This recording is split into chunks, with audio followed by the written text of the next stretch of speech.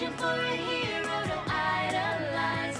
Feeling the pain as innocence dies. I'm looking at a lie in my own eyes. I take my heart into battle, give that freedom by the rattle. Get my independent sign, declare it on the dotted line. Let Philadelphia freedom ring and patriotic voices sing. Red, white, and blue, never give up. You represent America! Hoping and praying for a brighter day. I listen to my heart and I obey. How can I see it any other way? I'm looking at a lie through my own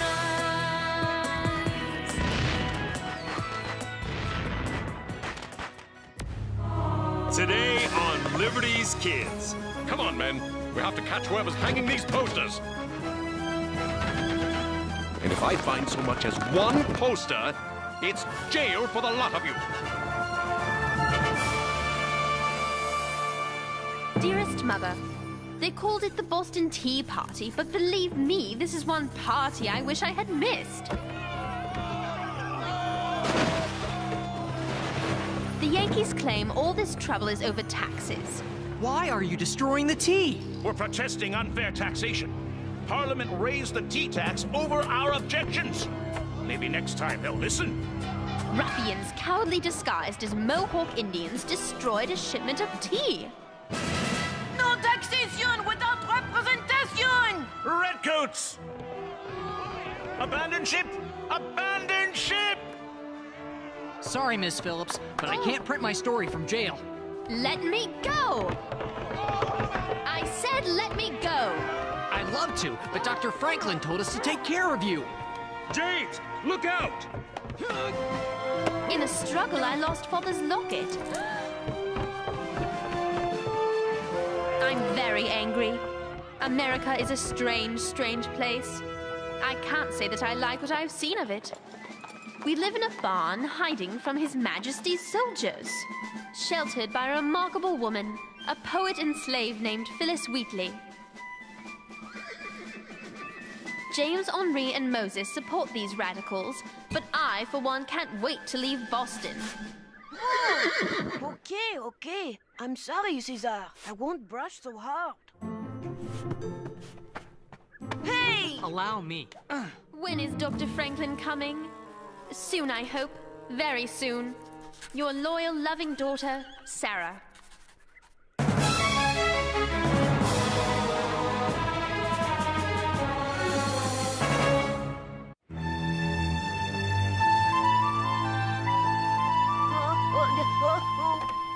How many do you see, Henri? 1, 2, 3, 4, 5. English, Henri, not French. I'm counting the English. How many are there now? Too many. There mustn't be a soldier left in England. What should we do? What should we do?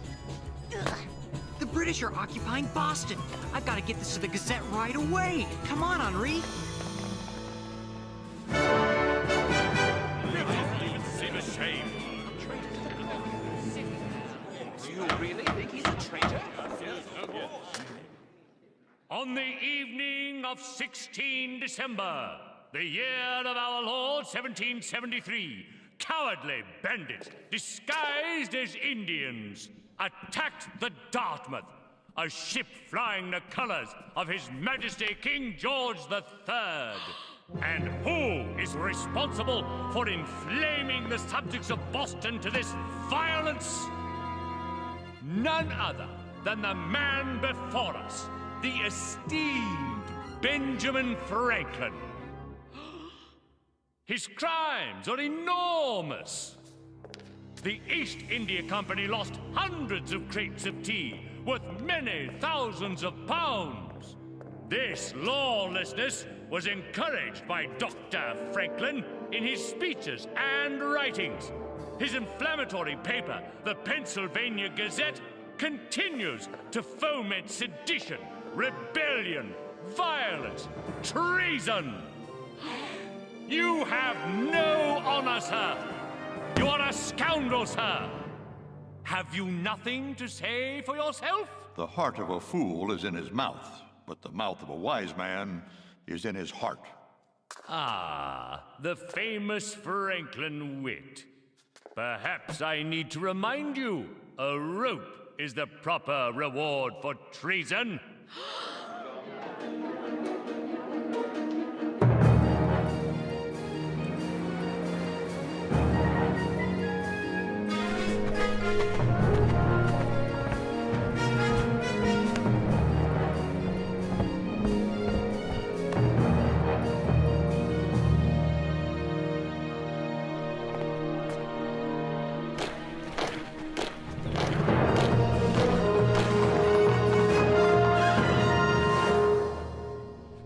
Boston Harbor's closed! Hundreds of new soldiers arrived by ship this morning. The whole city is filled with redcoats! Would you please mind your tongue? Where's my pencil? I have a story to write. This is headline news.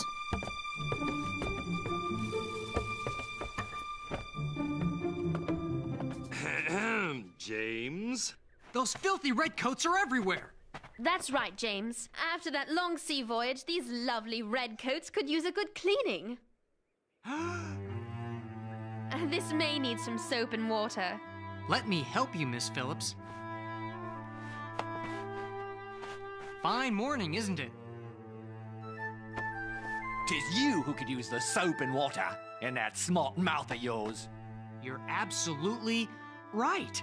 You'll have to forgive my manners. I'm an orphan. I was raised on the streets and sometimes forget my place. Where's that grub we was promised? I'll check on it right away, sir. Why don't you come give me a hand in the kitchen? The kitchen? That's woman's work. Hey! The kitchen! Of course! It would be an honor to help, milady.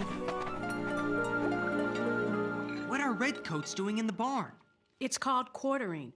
A soldier just knocks on your door anytime, day or night, and moves into your house. We have 5 more upstairs. I can't believe King George would allow that. It was Parliament's doing. They call it the Coercive Acts. The Intolerable Acts would be more like it. This is an outrage. That's right. We have to cook for them, wash their clothes, and they don't have to pay a single shilling. I am outraged too. This spy was too smart. You are the funny one, aren't you? How did you come to be in the colonies?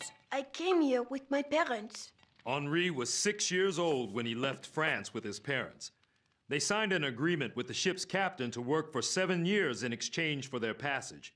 3 weeks into the journey, the plague hit the ship, and half the people on board died, including Henri's parents. The captain made me his cabin boy. He said I had to pay off my family's passage. Oh, I worked all the time, cleaning his room, getting his food, his clothes, hauling buckets of coal. And if I did anything wrong, he threw me in the hold for hours. How dare he? I belonged to him. You mean he made you A slave. Henri? That's terrible. Thank heaven you're here now. How did you do it? Moses and I went to the dock to pick up parts of a printing press that had come over from France. We went down into the hold to get the parts. There was Henri, on the floor, behind bars. I thought they came to hurt me. But Moses got him out with the handle of the printing press. It was amazing. It was just what needed to be done. But how did you get him off the ship? We found the crate of parts, and Moses took the parts out, hid them under straw, and put Henri in instead. We closed the crate and carried it off the ship. Right under the captain's nose? Right under his nose. But we had to wait another month to find other parts for the printer. I'm still not sure it was a good trade. Then I wrote to Dr. Franklin and asked to have Henri work in the print shop to pay for his room and board. Dr. Franklin said yes, but then he did something very bad. What? He told me I must learn to read and write French and English. The speaking you had, but the reading we have to work on. See? Work on? It work! Speaking of which, I must get back to my work or it will raise suspicion. Lieutenant Brampton was by here earlier talking about the Tea Party and telling Master Wheatley if Boston's going to cause trouble, Boston's going to pay the piper. That only makes sense. Whose side are you on? I didn't know there were sides. We're all the king's subjects.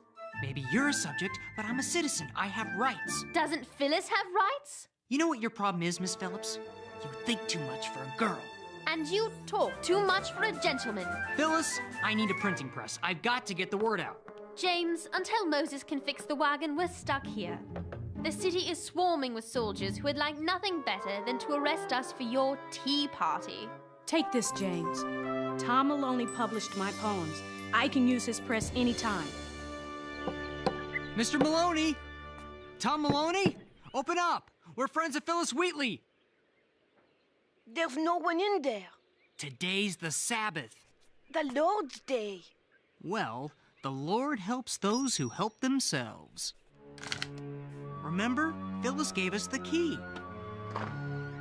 Ladies first. At last, a sign of manners. Redcoats! We have to work fast.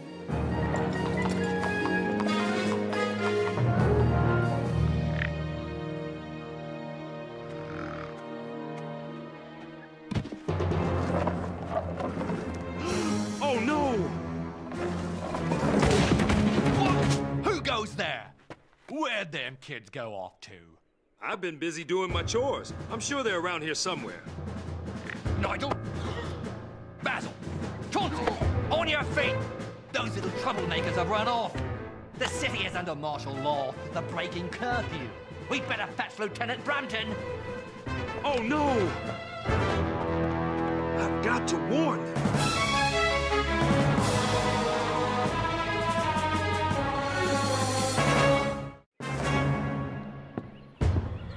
I'll bet they're the same brats who got away during the tea riot. But they won't get away a second time.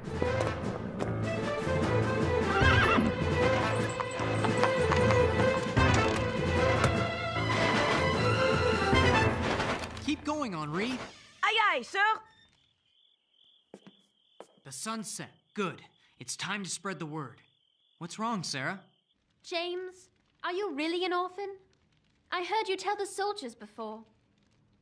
It's true. I was a tiny baby when it happened.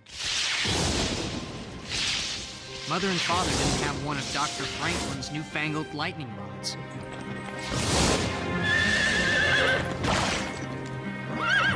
Our house was struck and burst into flames. It burned to the ground. I was lucky. A neighbor pulled me out in the nick of time. Dr. Franklin's lightning rod has saved thousands of lives. When I was old enough, I sought him out. He offered to take me in as an apprentice, and I've been working at the Gazette ever since. I'm sorry for complaining about a silly locket, when you've lost so much more. That locket meant a lot, huh? My father gave it to me before he sailed for America. When it was around my neck, it was like having him near me, always. He went up the Ohio River to explore new lands. When he returns, Mother will join us here, but we haven't heard a word from Father in nearly a year. You're worried about him. See this? It's beautiful. It's my mother's ring. So, you see, I know just how you feel about the locket. James, I'm done. Grab a stack, Henri. It's time to go. Must you do this? You'll only make things worse. I have to. Why? Because, as Dr. Franklin's friend Edmund Burke said, an Englishman is the unfittest person on earth to argue another Englishman into slavery. In summary, my lords, Benjamin Franklin, the deputy postmaster of His Majesty's colonies, is a traitor. The proof is in his own words, his own writings. And for this treachery, I ask that as a minimum, he be stripped of his position as postmaster, and that he bear the stigma and shame of a scoundrel, disloyal to king and country.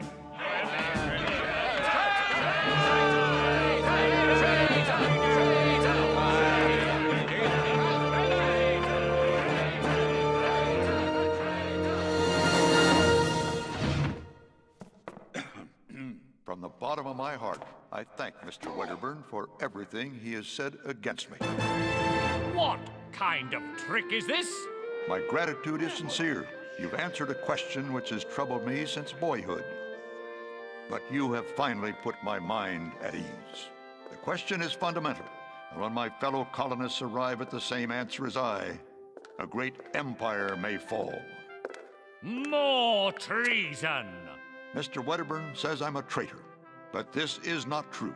The question he has answered for me is thus, am I a British subject, or am I the citizen of a new nation? A country distinct and different from England? And today I declare my answer, I am not British, I am an American.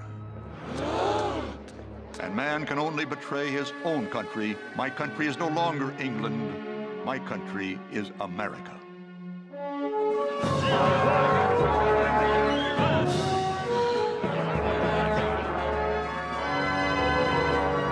Let's put one here. Hey, you! Halt! That's an order! Run!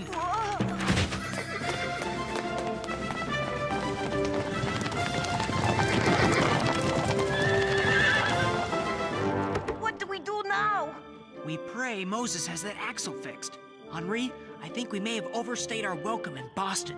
How do we get past those redcoats? Follow me.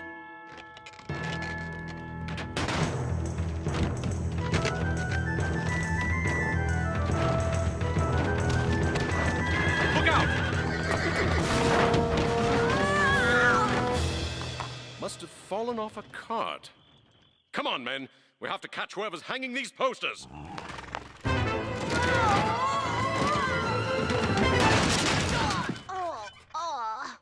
Are you all right, Henri? Which one of you said that? James, Henri, are you all right? Whoa! Quick, we have to get out of here. Too late. Everybody inside.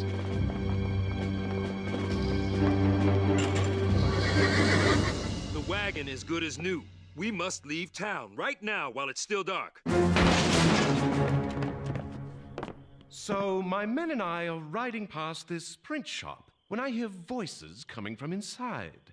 So I ask myself, what's someone doing in a print shop at this hour on a Sunday? You know what I told myself? I said, printing these. You have this all wrong, sir. These gentlemen are interested in my poetry. They wanted to see where it was published. Poetry? You? What do you take me for? Show them, Phyllis. Yes, let's hear this poetry of yours. Descend to earth, there place thy throne. To succor man's afflicted son, each human heart inspire. To act in bounties unconfined. Enlarge the close contracted mind, and fill it with thy fire. Right. So you're a poet. But I still believe these runts have something to do with spreading rebellion, and I aim to find the evidence. Tear the place apart if you have to, and if I find so much as one poster, it's jail for the lot of you. You. Me? What's your name? Sarah Phillips, sir. Phillips, you say? I served under a Major Phillips during the 7 Years' War. Major Phillips is my father, sir. Is that so? Then you're an Englishwoman, Miss Phillips. It's your duty to tell me who made these posters. The truth now. Your father would expect you to tell the truth to an officer in the service of his king. I... Spill it, girl.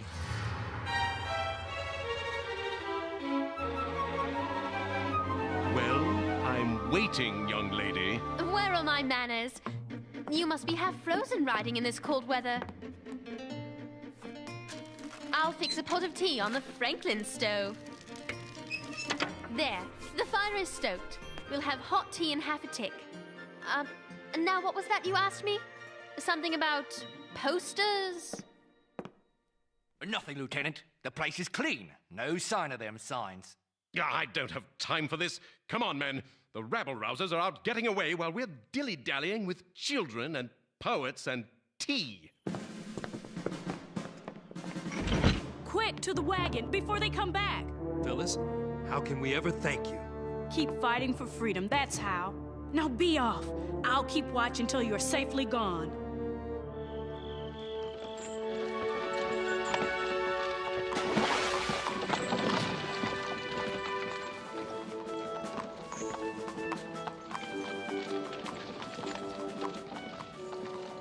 thank you. For what? You know. I don't know what you're talking about. Sure you do. You saved our hides. James, I'm very tired, and I'm cold.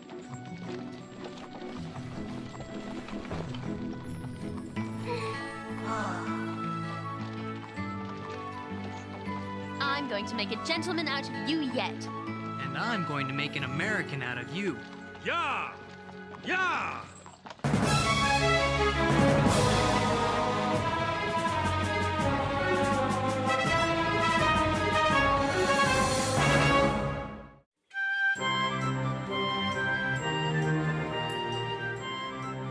A little more, Moses. Good. That looks great. Dearest Mother, so much has happened, I hardly know where to begin.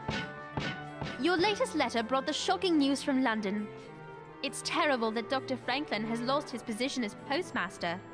But praise the Lord he didn't end up in jail. Or worse. James, cut out that racket. A little more, Moses. Good. Would you please stop that noise? I'm trying to concentrate. Go ahead, James. It's finished. Sarah? What is it? The boys have a little something for you. For me? Thank you for saving us. Here. For me? Moses made it. It was my idea. It's beautiful. You like it? I love it. But where in the world did you get the gold? Are you sure you like it? Your ring. It's the greatest gift I've ever received.